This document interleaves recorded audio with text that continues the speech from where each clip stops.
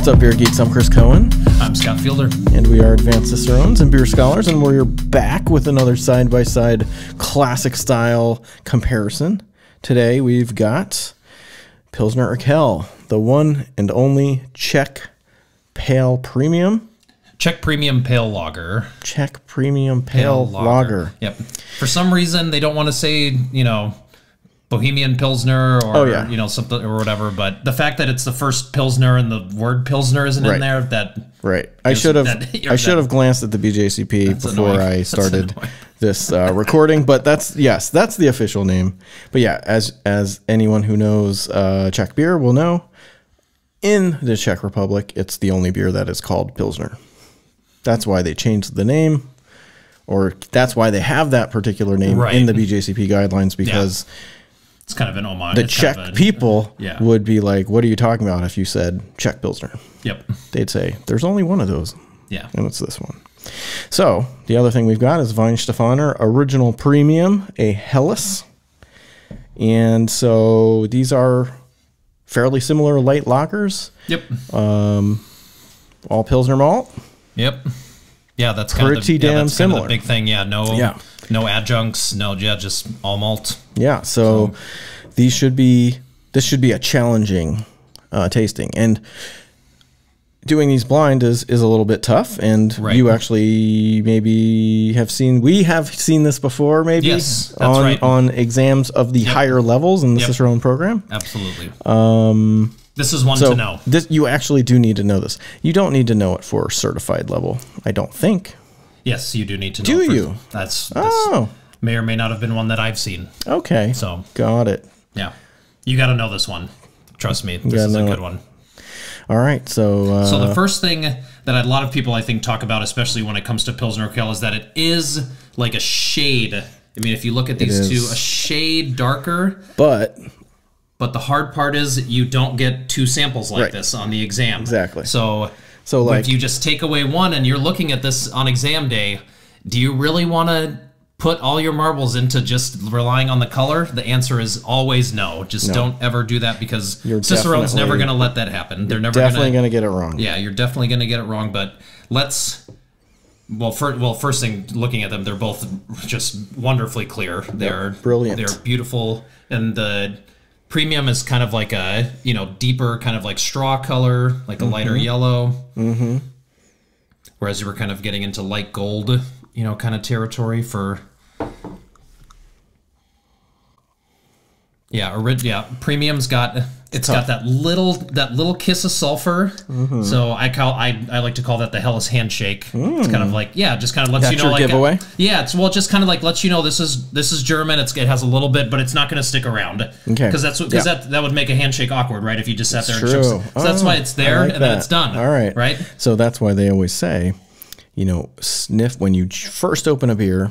Give it a sniff, maybe even before you pour it, because there are certain compounds that are so volatile, like sulfur compounds, that they blow off very quickly. So, right after pouring, you might catch a whiff. Yeah. But after a swirl or so, it's gone. Yeah. And we often think the first thing you should assess is appearance, but the thing is the appearance isn't really going to change at all. And so you can always assess that at another time, but those compounds are only going to be there, so get your nose in there right away. That is a phenomenal piece of advice. I'm so glad you brought that up. So what are you getting from Premium? What do you got going on? To me, there's that touch of sulfur. There's a little bit of honey. Yeah. Kind of from I get that a lot from Pilsner malt. Yep.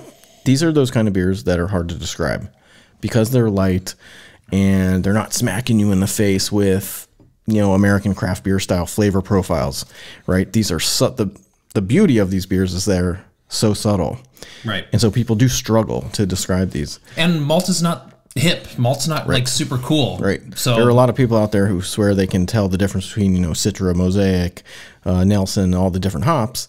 And yeah, they do have very different profiles. I've only met very few people who think they can do that with things like malt. Right. So I feel like I can tell Pilsner malt. Yeah, sure. But it's really hard to actually describe it.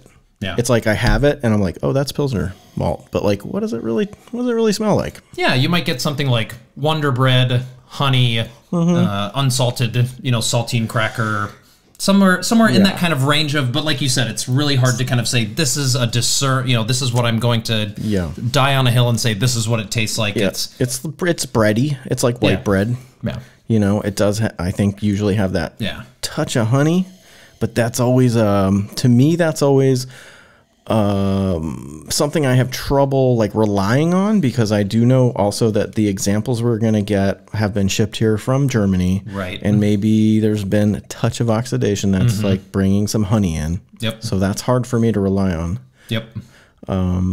Yeah. Crackery, like a saltine without the salt. Yeah. You know, it's really, it's like, it's been baked. It's bread that's been baked, but it's white bread. Yep. Yeah. Yeah. And besides that little kiss of sulfur, not a lot else to speak of in terms of yeast profile. Right. Not getting a whole lot of hop profile from this. I know that the yeast should be super clean. Right? Yeah, there should not be. Yeah. Like, again, maybe you're getting that little whiff of sulfur, but once that's gone, you should be getting super duper clean. That's like the whole point of lagers. Right. Right. Is to have the yeast get out of the way. Yes. And let other things shine. Absolutely. And for Helles, the thing that's supposed to shine, everything else gets out of the way. It's all about Pilsner malt. Yes. I've heard, I don't know, maybe it even says it in the BJCP. It's a showcase for Pilsner malt. That's exactly. Yeah. So if you want to know what Pilsner malt tastes and smells like, drink some Helles. Yeah. And I would, if you can find it, they also brew another Helles that comes in a can only. And I thought it was just their version of premium. I thought they would moved it to a can because they'd done that with some of their other styles, but it's a different recipe. And it's one of the hoppier Helleses that I've ever had. And it's kind of nice because if you look at the guidelines, it does allow for a wide range for hop character. And so make sure, maybe even try those ones side by side. That could be kind of fun. Maybe we'll do that in the future. Yeah, maybe we will do that. Yeah, I love that. It sounds like it's like their take on a California lager. Maybe, yeah, that could be. Yeah, I wonder what the goal was for that. Yeah, Who knows? That's fun. I like that. I didn't know that. All right, so on to Pilsner Urquell. Yeah, on to Pilsner Urquell. It does have that whiff of diacetyl. Yeah, but it's butter. You know that. But they've dialed it in so much that it's the same exact amount every time. Where it's not overwhelming, and it almost leads to this like brioche, kind of bread or bronzed butter. Yeah, not like I'm definitely not saying it as like a negative comment. I'm saying it as like if I were doing a blind tasting and I had a golden lager handed to me, and then the multiple choice was, Helles, German Pilsner, Czech Premium Pale. Yeah, I would know that this is the Czech Premium Pale, right? Because those other ones don't really have that whiff of diacetyl. Well, and the other good thing to point out here, especially when it comes to Czech Premium Pale, is that this is the flagship style. Right. When you are getting this in a blind tasting, you're going to get Pilsner Urquell. If they're going to give you Czech Premium, it's very, like very, very good chance. Likelihood. Yeah, this is a very, very good beer to just familiarize yourself with, so that again, if you see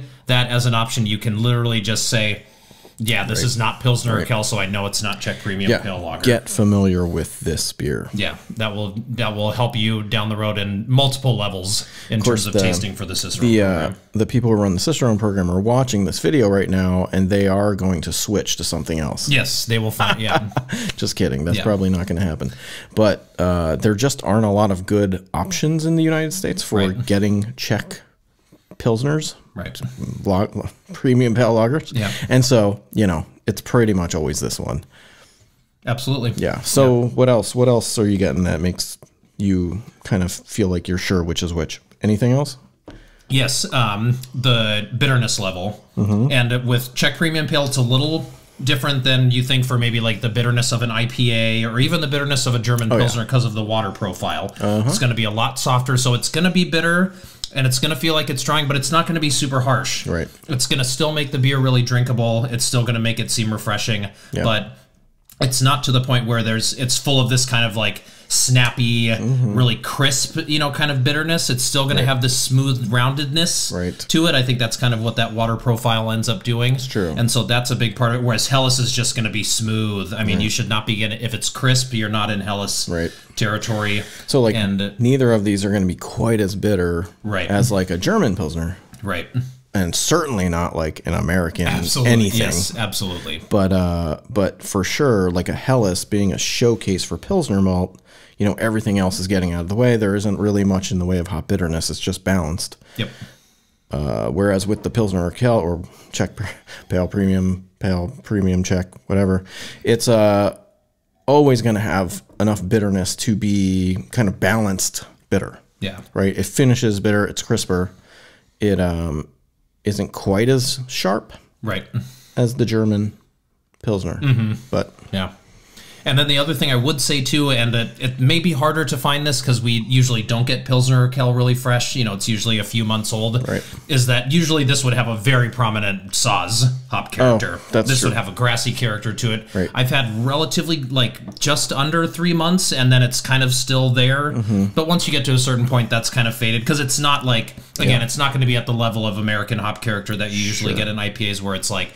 It's going to be working with everything else. It's going to be working with the yeast characteristics, the hops, the malt. It's all going to be there together. So that would be another thing. If you were to smell something like that, then it's going to point you to Czech Premium Pale Lager. And if you like maybe know some home brewers or you hang out at some of these newer, maybe this will date this video, I don't know, by saying this, but these newer American craft breweries that are getting into doing lagers, and they're using a lot of Saaz hops and other, you know, hops of that noble grouping.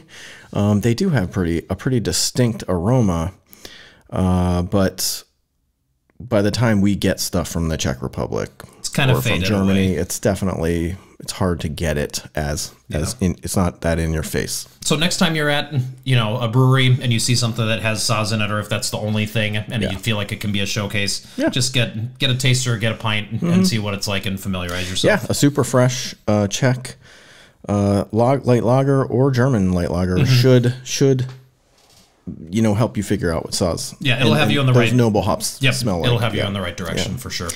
So yeah, big headline for telling these apart. I would say if you're getting a fairly bitter finish or any kind of whiff of diacetyl, it's for sure the Czech. If it's just nicely round and sweet and like perfectly balanced and just all Pilsner malt, then it's the Helles. Absolutely. And you will see this on the test. Yes, absolutely. Some test. So go out and get to know these beers. Yeah. Cheers. Cheers.